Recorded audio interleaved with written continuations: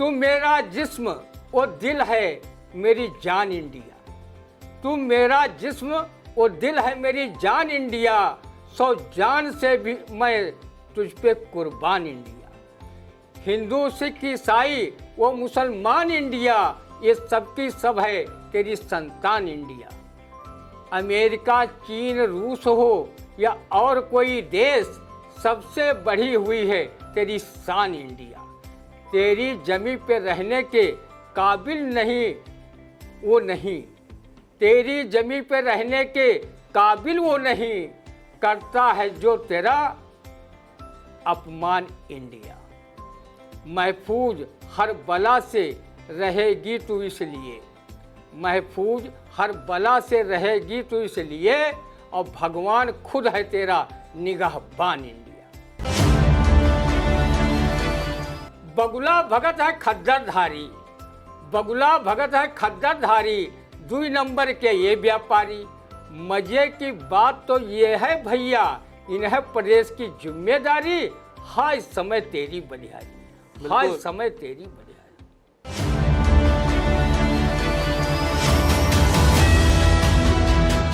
नमस्कार, स्वागत है आप सभी का आई इंडिया के खास शो रंदा में। खबरों पर रंदा चलाने के लिए आई इंडिया के स्टूडियो में मौजूद है वरिष्ठ पत्रकार, कवि एवं रंगकर्मी ज्ञान प्रकाश सिंह प्रतीक जी। तो प्रतीक जी, आपका बहुत बहुत स्वागत है आई इंडिया के स्टूडियो में।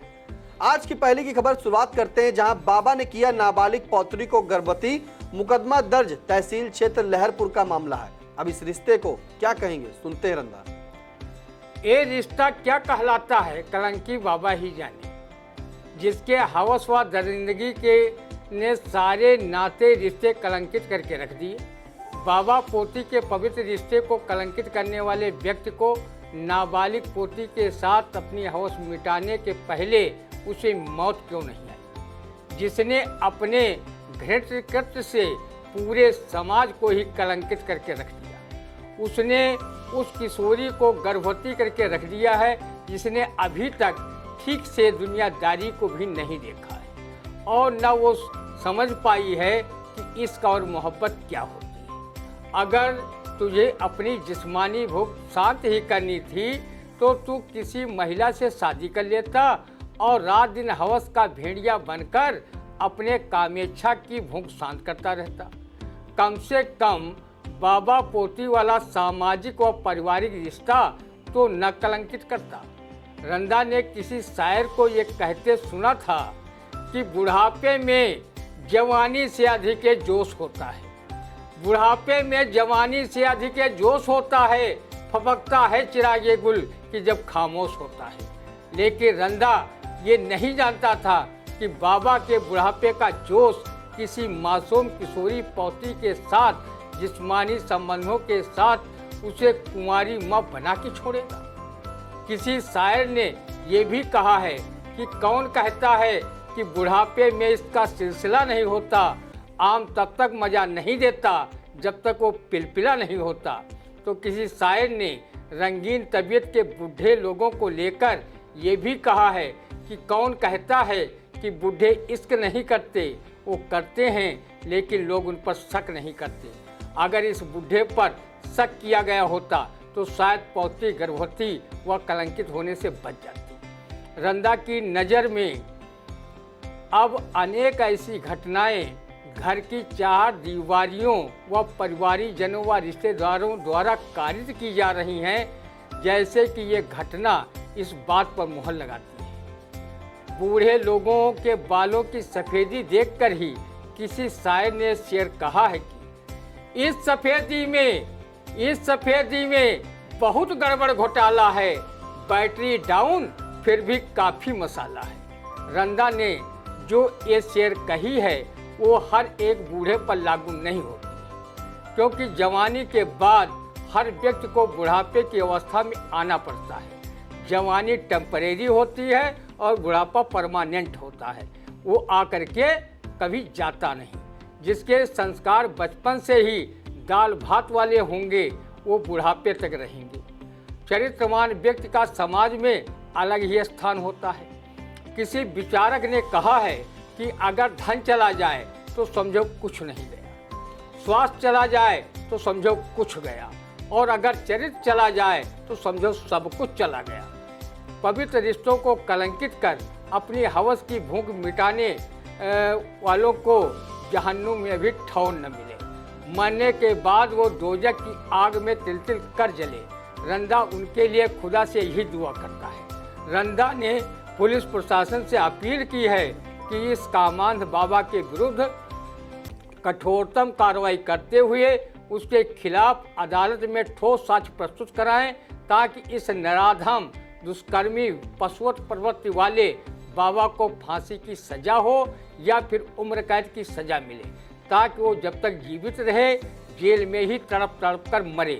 खुदा उसे जहन्नुम में भी जगह न दे। बिल्कुल, तो आपने सही कहा कि जिस तरह से ये कृत्य एक बाबा ने अपनी पौत्री के साथ किया और पौत्री को गर्भवती कर दिया, ये वाकई बहुत ही घिनौना अपराध है। तो रंदा की अपील है कि ऐसे बाबा को जो है, ऐसे बाबा के खिलाफ काफ़ी साक्ष्य जुटाए जाए, न्यायालय में प्रस्तुत किए जाए, उसके बाद उसे जेल दे और खुदा उसे जहन्नुम में भी जगह ना दे। अगली खबर, जहां उप मुख्यमंत्री केशव प्रसाद मौर्य ने विधान परिषद में कहा कि शिव भक्तों पर होती रहेगी पुष्प वर्षा, सुरक्षा के हैं पुख्ता इंतजाम। अब इस पुष्प वर्षा और सुरक्षा के जो इंतजाम है उन पर क्या कहेगा, रंदा सुनते हैं। आदरणीय डिप्टी सीएम केशव प्रसाद मौर्य जी कांवड़ियों पर पुष्प वर्षा के साथ साथ उन पर रोजी रोजगार व सरकारी व गैर सरकारी नौकरियों की भी वर्षा करा देते तो रंदा सरीखे बेरोजगार करोड़ों शिव भक्त आपको व आपकी योगी सरकार को दिल से दुआ देते। सिर्फ राजनीतिक स्वार्थ के लिए ही ये शिव भक्तों पर पुष्प वर्षा हो रही हो तो कोई बात नहीं। बरसाए जा रहे फूलों की सुगंध से ही रंदा सरीखे शिव भक्त अपनी समस्याओं का निदान कर लेंगे। बहुत से लोग स्वार्थ के लिए गधे को भी बाप बनाने से नहीं चूकते हैं और स्वार्थ सिद्धि न हो तो अपने सगे बाप को भी बाप कहने में बेइज्जती समझते हैं। वो उन्हें वृद्धाश्रम में जीने मरने के लिए छोड़ाते हैं। कांवड़ियों के सुरक्षा का प्रबंध जितना अच्छा बरेली के एसएसपी रहे प्रभाकर चौधरी ने किया था, उसकी जितनी भी सराहना की जाए कम है। उन्होंने कांवड़ियों की सुरक्षा से ज़्यादा कानून व्यवस्था की सुरक्षा पर ध्यान दिया था। उनकी नज़र में कांवड़िये कानून व्यवस्था बिगाड़ रहे थे तो उन्होंने कांवड़ियों पर पुष्प वर्षा की जगह पुलिसिया लठ वर्षा करवा दी, जिससे नाराज होकर सीएम योगी आदित्यनाथ ने उनके तबादले का बुलडोजर चला दिया। वो बरेली एसएसपी से लखनऊ पीएसी के सेना नायक बन गए। कांवड़ियों के भेष में छुपे अनेक चोर उचक्के रहजन व आपराधिक प्रवृत्ति के लोग कांवड़ यात्रा में शामिल होकर योगी सरकार द्वारा बरसाए जा रहे फूलों का आनंद फ्राई कर रहे हैं। आदरणीय डिप्टी सीएम केशव प्रसाद मौर्य जी भले ही शिव भक्तों पर पुष्प वर्षा कराएं या न कराएं, पर महंगाई की वर्षा को जरूर रुकवा दीजिए, नहीं तो रंदा जैसे उपभोक्ताओं के पास बची एक माह चड्ढी भी उतर जाएगी। फिर न कहना कि रंदा सरीखे लोग दिगंबर रूप में क्यों घूम रहे हैं और हमारी सरकार की बेइज्जती दीन दुनिया में शर्म प्रूफ होकर करा रहे हैं। रंदा भी शिव भक्त है, उस पर चाहे पुष्प वर्षा करवाओ या फिर पुलिस द्वारा लठ वर्षा, लेकिन जनहित में नौकरी व व्यवसाय की वर्षा जरूर करवाओ, ताकि बेरोजगार रंदा सरीखे लोग भी आपको ऐसी दुआ दें कि अगली बार आपको विधानसभा चुनाव में किसी महिला के हाथों हार का स्वाद न चखना पड़े, जैसे 2022 के चुनाव में अपना दल कमेरा की प्रत्याशी पल्लवी पटेल के हाथों हार का स्वाद चख बैठे थे। भला हो भाजपा पार्टी का कि चुनाव हारने के बाद भी आपको डिप्टी सीएम बना दिया। रंदा आपके सम्मान में शायर महफूज रहमानी की ये पंक्तियाँ प्रस्तुत कर रहा है। बगुला भगत है खद्दरधारी, बगुला भगत है खद्दरधारी, 2 नंबर के ये व्यापारी।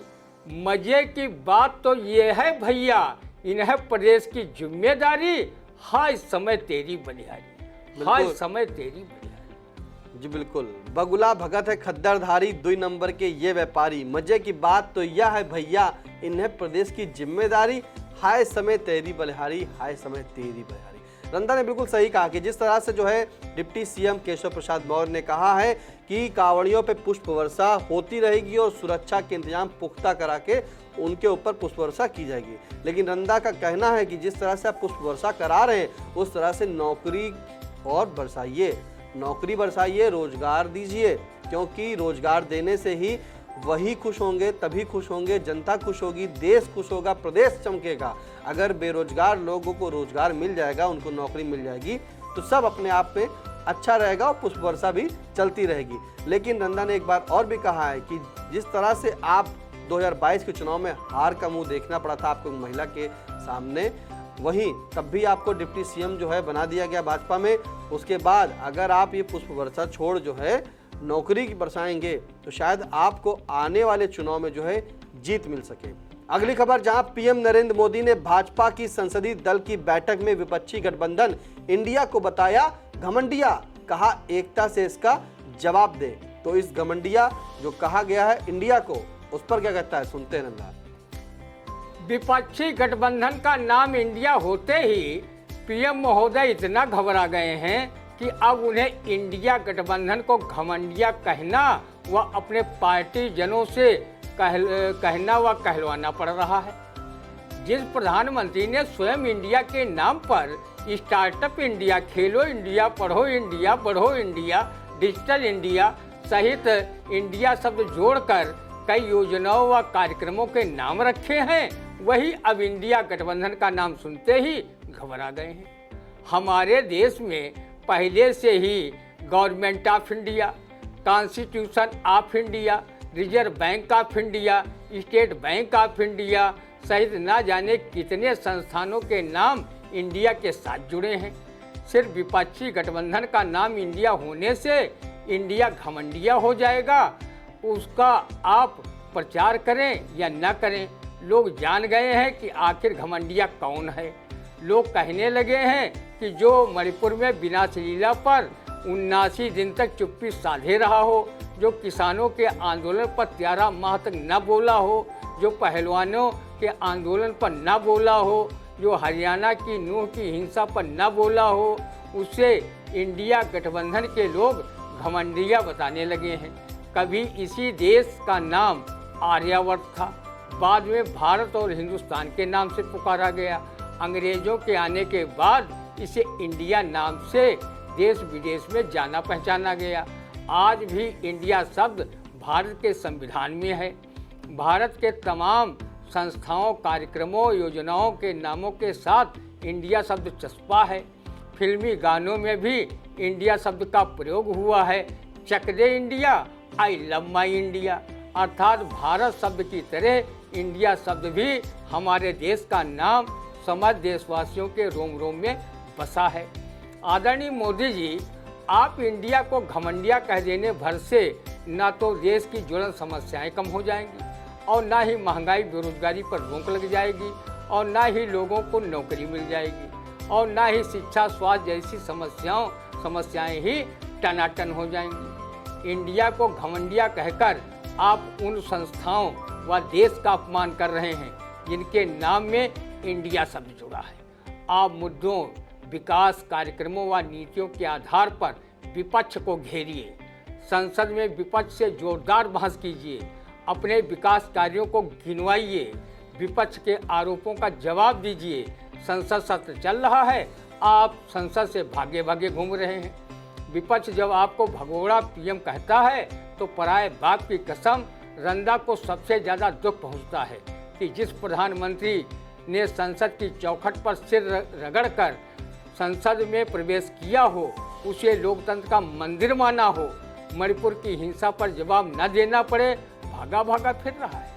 आदरणीय मोदी जी, रंदा को भी चाहे विपक्षी इंडिया की तरह घमंडिया कह लेना, लेकिन वो अपने देश इंडिया को तहे दिल से सम्मान करता है। इंडिया शीर्षक से शायर महफूज रहमानी द्वारा लिखे गए शेरों को पीएम महोदय आपके सम्मान में रंदा प्रस्तुत कर रहा है। तुम मेरा जिस्म वो दिल है मेरी जान इंडिया, तुम मेरा जिस्म वो दिल है मेरी जान इंडिया, 100 जान से भी मैं तुझ पे कुर्बान इंडिया। हिंदू सिख ईसाई वो मुसलमान इंडिया, ये सबकी सब है तेरी संतान इंडिया। अमेरिका चीन रूस हो या और कोई देश, सबसे बढ़ी हुई है तेरी शान इंडिया। तेरी जमी पे रहने के काबिल नहीं वो नहीं, तेरी जमी पे रहने के काबिल वो नहीं, करता है जो तेरा अपमान इंडिया। महफूज हर बला से रहेगी तू इसलिए, महफूज हर बला से रहेगी तू इसलिए, और भगवान खुद है तेरा निगाहबान इंडिया। महफूज हर बला से रहेगी तो इसलिए, भगवान खुद है तेरा निगाहबान इंडिया।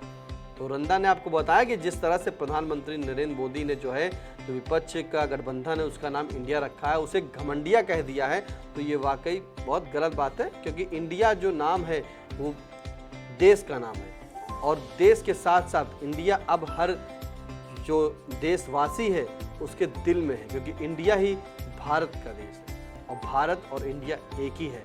इंडिया जैसे कई संस्थान चल रहे हैं, चाहे स्टेट बैंक ऑफ इंडिया हो, चाहे कोई भी हो, बड़े बड़े संस्थान, बड़े बड़े कॉर्पोरेट बिजनेस जो है इंडिया के नाम पर चल रहा है। तो रंदा ने कहा कि प्रधानमंत्री जी जैसे आपने इंडिया को घमंडिया कह दिया, आप रंदा को भी घमंडिया कह सकते हैं, लेकिन इंडिया पर जो है अपमानजनक टिप्पणी करना बंद करें, मुद्दों पर जाएं, बात करें, मणिपुर हिंसा पर बात करें, नूह पर बात करें, हरियाणा में हुई घटना पर बात करें, लेकिन इंडिया के शब्द को जो है, इंडिया यानी कि भारत के जो है शब्द, इस पर जो है कोई टिप्पणी अनर्गल ना करें।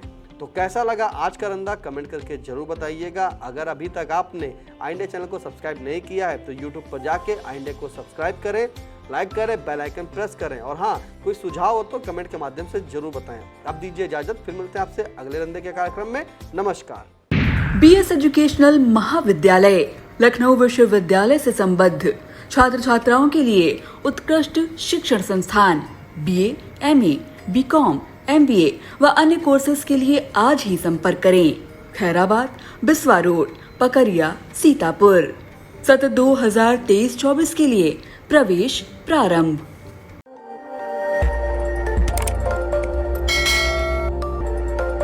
खबर आपकी, नजर हमारी। देखते रहिए आई इंडिया।